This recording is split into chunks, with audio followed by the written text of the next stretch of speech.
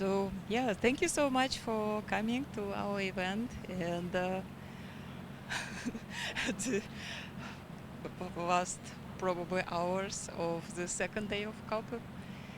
But still, I think this is very important topic that we need to at least start discussing today and then maybe continue during our other events because we are talking about frozen commons, the same um, cryosphere that is featured in this pavilion, but considered from a little bit different angle in our project. And I'm Vera Kuklina from George Washington University, and this project is focused on frozen commons that we study as part of Navigating New Arctic, funded by National Science Foundation.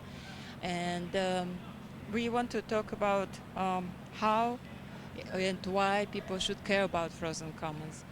By frozen commons, we understand one of the kinds of planetary commons that are now very much promoted by Rockstrom and his team, and they are talking about globally shared geographic regions that are critical for biophysical systems and that they regulate the resilience and state and therefore livability of Earth. So if some elements of this planetary commons are, exceeding some tipping points, then the changes will not be reversible, so they become irreversible. And by frozen commons, we understand those transforming snow, ice, and permafrost that are collectively governed by indigenous communities, by other stakeholders, by governments, and they cannot be governed only by one entity, only by one country. It requires, collective efforts and cooperation across different levels, across different institutions, organizations, and knowledge systems. That is very important and sometimes is forgotten in our discussions. So that's why I'm here together with Norma Shorty from Athabascan Council, and we are talking about Arctic that is warming much faster than the rest of the world. And from Arctic, in the Arctic you can see that 7 of 13 planetary commons are located in the Arctic, like cryosphere, like boreal forest, peatlands, and they are very important for the whole planetary system. And in this Arctic, 4 million people live, and infrastructure is very much dependent on these frozen commons. So unfortunately, when we hear about cryosphere, quite often we see landscapes without people. It's just ice and snow, and I understand that it's very important for a planetary system, but we think that first of all we need to care about people and what people think about it, and especially people who live in this environment, how they share it, how they understand it, because through this understanding we can much better collectively govern it and somehow navigate future possibilities for mitigation and adaptation. So, and one of the leaders of indigenous people, Sheila Watts-Cloutier, she has even talked about the right to the code, to be called. And in a climate change conference, she was already raising this question from indigenous perspective that not often overlap with environmental issues and not always overlap with national interests. And we think that it's very important to hear these voices and give more space for them to represent and to express their concerns.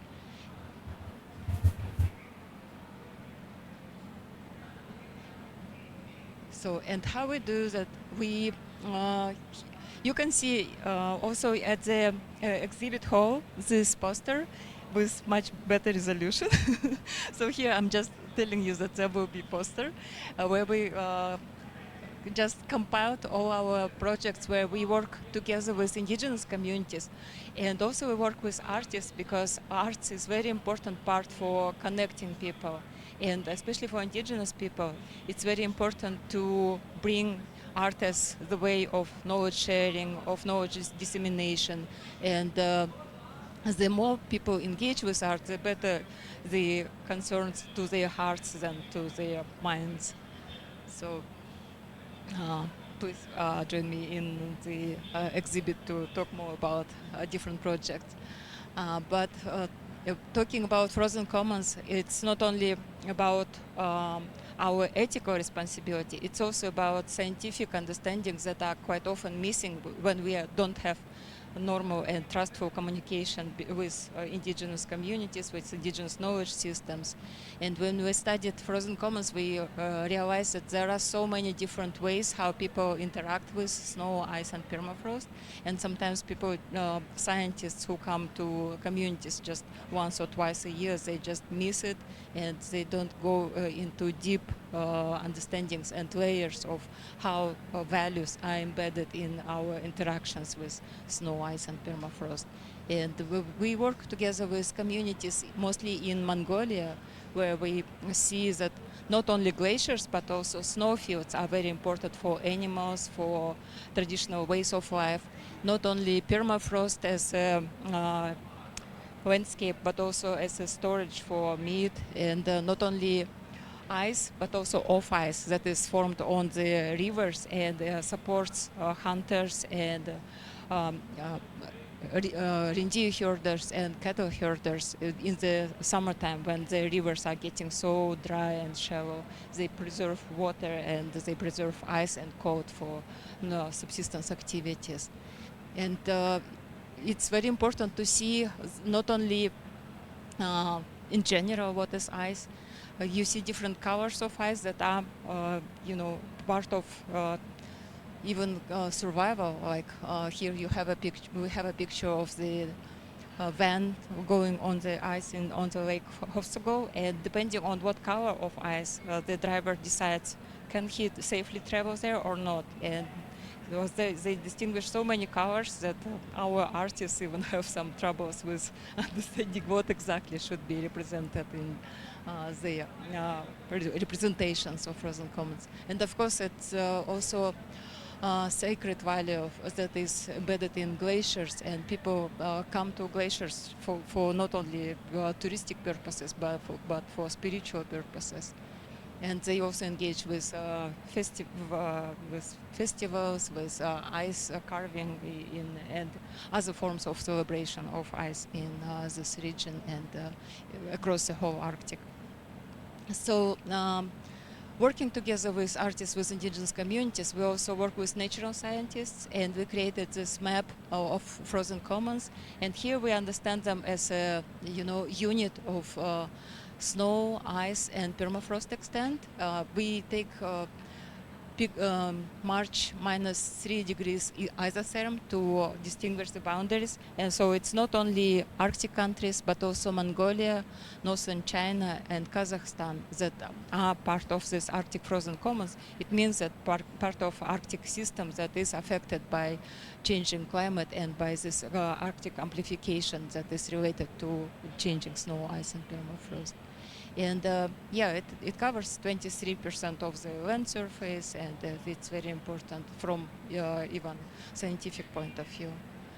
So and the last picture is from Boulder this year, from Arctic Science Summit Week, when we had first time met with Norma, and we co-organized Indigenous Pavilion as a way to share knowledge in more equal terms than just scientific presentations and discussions. So in this space, we were able to share knowledge in more culturally appropriate ways, through dances, through performances, through talking circles, and many other different ceremonies that were very important for bringing, people on the same stage, on the same space, and to share understanding of frozen commons. So that's why I think frozen commons are important, and probably I will give the word to Norma to talk more. Yeah. Hello. There's only my voice is so muted, I can't believe it. So my name is Norma Shorty. I'm from the Yukon Territory, Canada. I'm a Tlingit woman. So I did work with the Indigenous Pavilion, but most importantly, I work for Yukon University. I also work with Arctic Athabascan Council. I also do um, work with the Arctic University. So what I wanted to share tonight, um, maybe I'll move in the middle. Maybe I'll come down there. Come down here and we'll sit in a circle because there's just us. So come on down, Bob. Yeah. So in our Indigenous way too, we just take over spaces and we do what seems natural. And when the circle is small, we'll tighten it up. So what I wanted to present tonight really was, I guess, I come from the nation of Kwanlundun, and where we are is on the Yukon River. The Yukon River is connected. Looks like security is clearing building now. What? Security is clearing the building now. Oh, okay. Yeah, so they are saying leave building.